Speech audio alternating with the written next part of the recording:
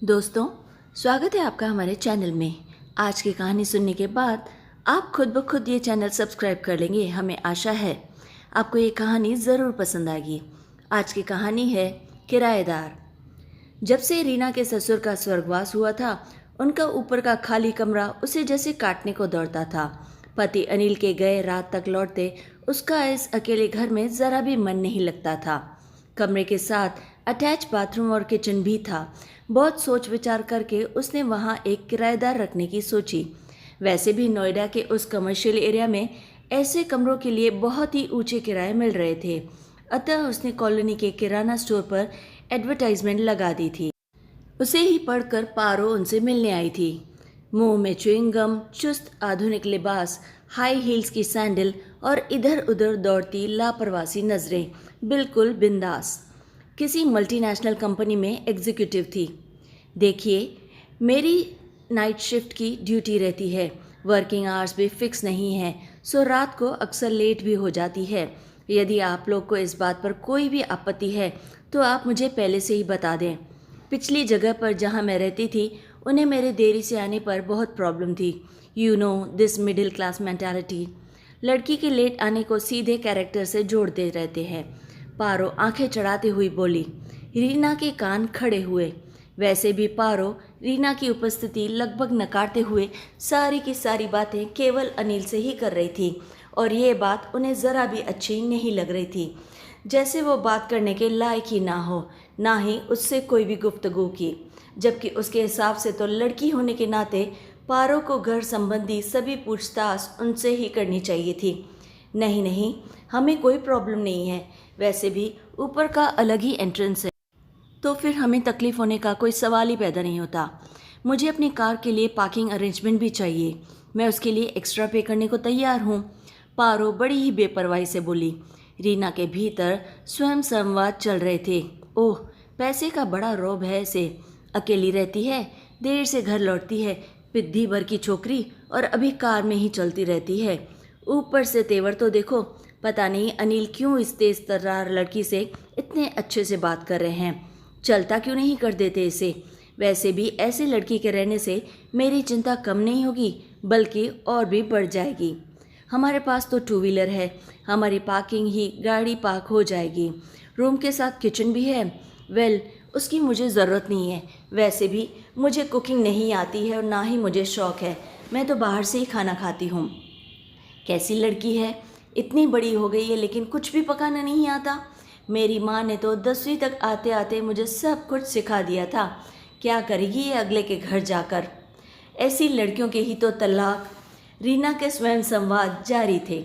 रीना के नाक भौं से काटने के बावजूद अनिल ने सब कुछ उससे तय कर लिया। क्या खराबी है दिखती है तुम इस लड़की में भाई। पढ़ी लिखी है, नौकरी करती है, अपने काम खुद करती है, और क्या, लेकिन देर रात तक बाहर रहेगी। अरे, इसमें क्या बात है। आजकल ज़्यादातर मल्टीनेशनल कंपनियों में नाइट शिफ्ट रहती है, 24 घंटे काम चलता रहता है। फिर लड़के हो या लड़की, सबके लिए बराबर रहता है, समझी तुम। मगर रीना आश्वस्त नहीं हुई। बस अब छोड़ो ये सब बातें। अब ये अगर मगर छोड़ो। तुम्हारे छोटे शहर में यह सब नहीं होता, पर यहाँ पर यह आम बात है। तुमने तो अपनी दुनिया बस घर की 4 दीवारों में समेट रखी है। कितनी बार कहा है तुमसे कि समय के साथ साथ खुद को बदलो, कुछ बाहर के काम भी कर लिया करो, बैंक के काम सीख लो तो मेरा थोड़ा बहुत बोझ कम होगा। पर नहीं, तुमने तो जैसे ज़िद पकड़ ली है कोई नई काम सीखने के लिए, और जो लड़कियां समय के साथ चल रही हैं उनमें तुम्हें कमियां नज़र आ रही हैं। कहकर अनिल सो गए, पर रीना की नींद अभी कोसों दूर थी। अरे, क्या ज़रूरत है बाहर के काम करने की, ये काम तो मर्दों के होते हैं, मैं क्यों सीखूं। घर भी संभालूं और बाहर भी, भला ये भी कोई बात हुई। हाँ, रीना अनमनी सी वहीं पर लेट गई। पारो उनके घर शिफ्ट हो चुकी थी। उसका बिंदास बेपरवाह रवैया रीना की आंखों की किरकिरी बना हुआ था। अनजाने में ही पर उसकी आंखें और कान पारो के आने जाने की खबर रखने में लग गए, और लगातार उसी पर ध्यान देती थी कि वो कब आ रही है, कौन छोड़कर जा रहे हैं, क्या पहना है, आदि आदि। पारो सब समझने लगी थी। रीना का रवैया उसे बुरा तो लगता था, पर वह उसे अनदेखा करके चुपचाप अपने काम के लिए निकल जाती, और रीना पारो के इस व्यवहार को अक्खड़पन होने का प्रमाण समझती। एक दिन रीना रसोई में नाश्ता कर रही थी, तभी अचानक से जोर से अनिल के कराने की तेज आवाज़ें आने लगी। वह भागकर कमरे में गई तो पाया अनिल बाथरूम में फिसल गए थे। उनकी कमर में बेहद असहनीय दर्द हो उठा था। वे उठ भी नहीं पा रहे थे। रीना ने किसी तरह सहारे से उन्हें उठाकर बिस्तर पर लेटा दिया। घबराहट में उसके दिमाग ने काम करना ही जैसे बंद कर दिया था। उसे कुछ भी नहीं सूझ रहा था कि वह क्या करे और क्या ना करे। रीना, लगता है कुछ सीरियस बात है, हमें अस्पताल जाना पड़ेगा। रीना अस्पताल जाने के लिए ऑटो लाने घर के बाहर आई। तभी पारो ऑफिस के लिए निकल रही थी। अभी सुबह का ही टाइम था। रीना के चेहरे पर परेशानी देखकर उससे रहा नहीं गया और उसे पूछ बैठी, क्या बात है आंटी, कोई प्रॉब्लम है क्या? रीना ने पारो को अनिल के बारे में बताया तो वो भी चिंतित हो उठी। अरे, अगर उनकी हालत ऐसी है तो ऑटो में कैसे बैठ कर जाएंगे? चलिए मैं अपनी कार में उन्हें ले चलती हूँ, बैक सीट पर वे लेट कर आराम से जा सकते हैं। उस वक्त रीना किसी किंतु परंतु की हालत में नहीं थी, इसलिए उसने पारो की बात चुपचाप मान ली। दोनों ने सहारा देकर अनिल को धीरे से बैक सीट पर लिटाया और अस्पताल की ओर चल दिए। अनिल को अस्पताल में एडमिट करवाना पड़ा। स्लिप डिस्क हुआ था। रीना के तो जैसे हाथ पांव ही फूल गए थे। उसे तो ठीक से फॉर्म भरना भी नहीं आ रहा था। हॉस्पिटल की सारी फॉर्मेलिटीज़ पारो ने ही निपटा रही थी। घर के किसी भी जिम्मेदार व्यक्ति की इस तरह उसने बड़ी ही अच्छी तरह से कुशलता से स्थिति संभाल ली थी। जब पेमेंट करने की बात आई तो रीना को तभी याद आया कि जल्दबाजी में वह घर से अधिक पैसे लेकर नहीं चली थी। उसे शायद अंदाज़ा नहीं था कि हॉस्पिटल में एडमिट करना पड़े। उसने घर जाकर पैसे लाने की बात की तो पारो उससे बोली, घर जाने की कोई ज़रूरत नहीं है, आप बिल्कुल भी टेंशन मत लीजिए। अभी मैं अपने डेबिट कार्ड से पेमेंट कर देती हूँ और बाहर लगे हुए एटीएम से आपको कुछ पैसे निकाल कर भी दे देती हूँ। शायद आपको किसी चीज़ की ज़रूरत पड़े पूरे दिन में। उस बिगड़े लापरवाह लड़की समझती थी जिसे वह बेहद ही समझदार निकली। आज वही उसके लिए किसी देवदूत से कम नहीं थी। कितनी कुशल, जिम्मेदार, शांत और विनम्र। हज़ारों रुपए का पेमेंट कर डाला। 1 मिनट नहीं लगाया उसने सोचने में कि ऐसे तो कोई सगा रिश्तेदार भी नहीं करता। एक और रीना जहाँ खुद को पारो के सामने बौना महसूस कर रही थी, वहीं दूसरी ओर उसके कानों में अनिल की बातें गूंज रही थी। रीना, कुछ तो बाहर के कामकाज सीख लो, कब तक मुझ पर निर्भर बनी रहोगी? बैंक की छोड़ो, तुम्हें तो एटीएम तक ऑपरेट करना नहीं आता। कम से कम घर बैठी इंटरनेट ही सीख लो। आजकल सभी बिल पेमेंट्स, बुकिंग उसी से तो हो जाते हैं। लेकिन अपनी घर गृहस्थी रसोई में रमी रीना के कानों में जैसे जूं तक नहीं रेंगती थी। उसने तो अपने घर में माँ को घर और पिताजी को बाहर के कामकाज संभालते ही देखा था। इसी मानसिकता से पली रीना अपना खाली समय केवल टीवी देखकर या पड़ोस में बैठे व्यतीत कर लेती थी। आज उसे अनिल की बातों की गंभीरता का एहसास हो रहा था कि वाकई उसने बहुत बड़ी गलती कर ली, यह सब ना सीख के। अगर आज पारो ने समय पर साथ ना दिया होता तो कैसे संभालती वो ये सब। जब तक अनिल हॉस्पिटल में थे, पारो रोज़ सुबह शाम हॉस्पिटल आती। आते हुए बाहर से ज़रूरी सामान आदि भी ले आती। अनिल की प्रोग्रेस पर नज़र रखती, डॉक्टर से बातें भी करती। अब तो डॉक्टर भी उसे ही जिम्मेदार समझकर सब फीडबैक उसे ही देते, क्योंकि रीना को तो कुछ समझ में ही नहीं आता था। हफ्ते भर बाद 2 महीने का बेड रेस्ट बोलकर अनिल को हॉस्पिटल से डिस्चार्ज कर दिया गया। उस दिन पारो ने ऑफिस से छुट्टी ले ली और वापस से सब मेडिकल फॉर्मेलिटीज़ पूरी करके उन्हें अपनी कार से हॉस्पिटल से घर तक ले आई। अनिल और रीना खुद को पारो का ऋणी महसूस कर रहे थे, पर पारो ने यह सब सहजता से बिना किसी गुमान के ही किया था।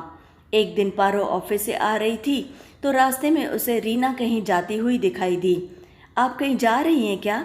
चलिए मैं आपको छोड़ देती हूँ, कहकर पारो ने रीना को कार में बिठा लिया। रीना कहने लगी, दरअसल मैं रेलवे स्टेशन जा रही हूँ। मेरे मम्मी पापा इन्हें देखने के लिए यहाँ पर आना चाहते हैं, उन्हीं के लिए रिजर्वेशन करवाना है। लेकिन आप इतना घबरा क्यों रही है, क्या बात है? बार बार पल्लू से पसीना पोंछती हुई रीना की घबराहट उनके चेहरे से बयां हो रही थी। वो दरअसल मैं पहली बार यूँ अकेले रिजर्वेशन करवाने जा रही हूँ, इसलिए थोड़ी सी घबराहट रीना की हालत देखकर पारो को हंसी आ गई। अरे, इसमें इतनी घबराने की क्या बात है? आप इतनी छोटी सी बात पर घबरा रही हैं। कितनी छोटी बात है ये। सुनकर रीना की आंखें छलक आईं। वो भी यही कहते हैं।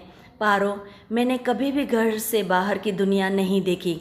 मुझे लगा कि इनके होते हुए मुझे ये सब सीखने की भला क्या ज़रूरत है, लेकिन पिछले दिनों से जो कुछ बीता उसे देखकर मुझे अच्छी तरह से समझ आ गया है कि मैं कितनी गलत थी।